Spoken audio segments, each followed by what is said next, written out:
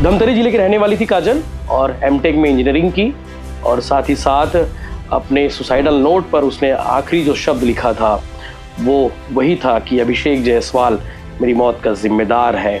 और एक तरफ प्यार के वादे और दूसरी तरफ विश्वासघात। अभिषेक मेरी मौत का जिम्मेदार तू है। प्रेम, धोखा और गर्व और मौत।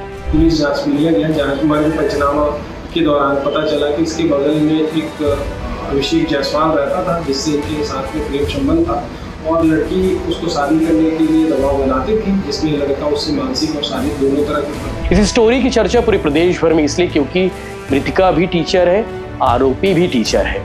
तो शिक्षक बिरादरी में इस बात को लेकर लगातार चर्चा हो रही है और साथ ही साथ एक समाज में एक संदेश भी है कि किसी का दिल मत तोड़ो, किसी का भरोसा मत तोड़ो।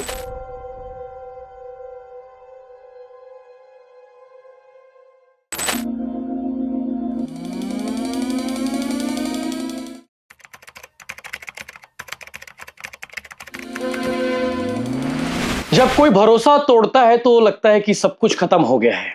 आजकल जमाना यही है, लोग भरोसा टूटते हुए अपने आप को संभाल नहीं पाते हैं। आज जो स्टोरी मैं आपको बताने वाला हूं, ये बलौदाबाजार जिले की स्टोरी है। एक लड़की धमतरी से नौकरी के लिए, बच्चों की शिक्षा के लिए, बच्चों का भविष्य गढ़ने के लिए एक स्कूल में पोस्टेड होती है। प्रोफेशनल कोर्स पढ़ाने के लिए संविदा के तौर पर उसकी पोस्टिंग होती है सरकारी स्कूल में। और उस स्कूल में उसकी मुलाकात होती है अभिषेक जायसवाल नाम के एक टीचर से।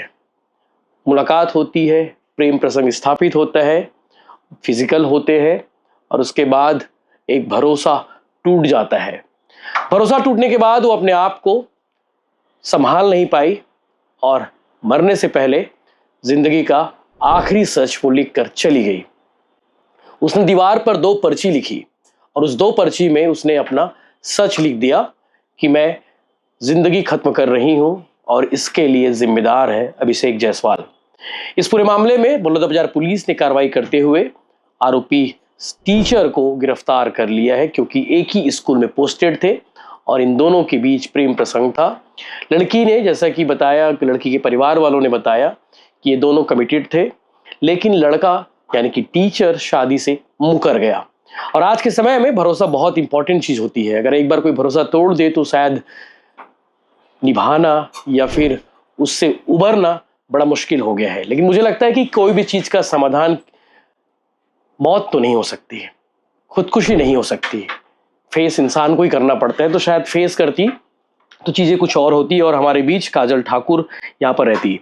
धमतरी जिले की रहने वाली थी काजल और एमटेक में इंजीनियरिंग की और साथ ही साथ अपने सुसाइडल नोट पर उसने आखिरी जो शब्द लिखा था वो वही था कि अभिषेक जायसवाल मेरी मौत का जिम्मेदार है।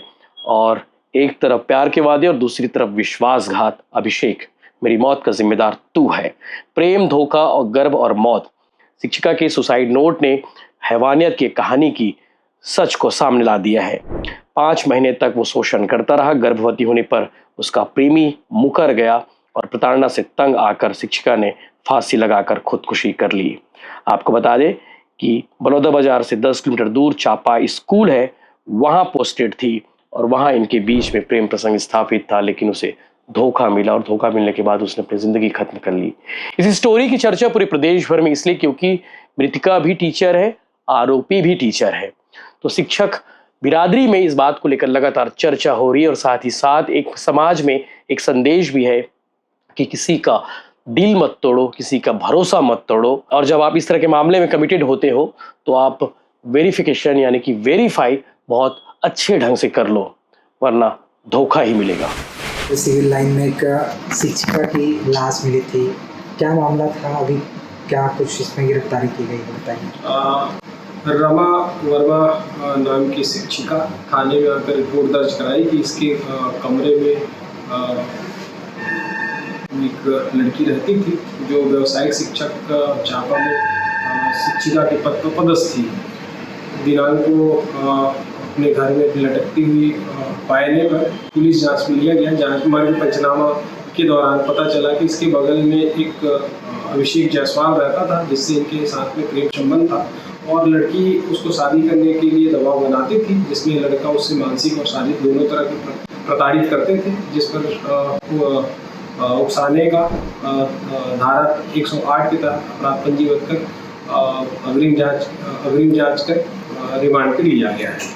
और लड़की जो शिक्षिका है वो प्रेग्नेंट होने की भी बात आ रही है, किस तरीके से क्या कुछ? अभी पोस्टमार्टम का रिपोर्ट अभी प्राप्त नहीं हो पाया है। जैसे पोस्टमार्टम का रिपोर्ट अगर मिलता है तो उसमें खुलासा होगा कि वो लड़की प्रेग्नेंट थी कि नहीं थी।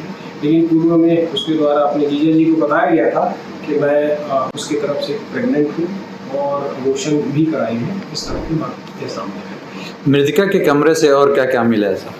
मृतिका के कमरे से अभिषेक जायसवाल की नींद करके सुसाइड नोट मिला था, जिस पर से छानबीन करने पर उनके परिजन के द्वारा जो शिकायत दर्ज कराया था वो सत्यता पाया गया, जिस पर कि अपराध पंजीबद्ध कर अभिषेक जायसवाल को रिमांड पर लिया गया है। मृतिका कहाँ की रहने वाली थी? मृतिका नगरी की रहने वाली है और यहाँ व्यावसायिक शिक्षक के पद पर पदस्थ है। और जो लड़का पकड़ा है वो लड़का पिंडरा रोड सिनोदा के रहने वाले थे, वो भी यहाँ व्यावसायिक शिक्षक के पद पर पदस्थ थे। साथ में दोनों एक ही स्कूल में पढ़ाते थे और अगल बगल रूम में रहते थे वर्मा के मकान में। अभी क्या कार्रवाई हुई है?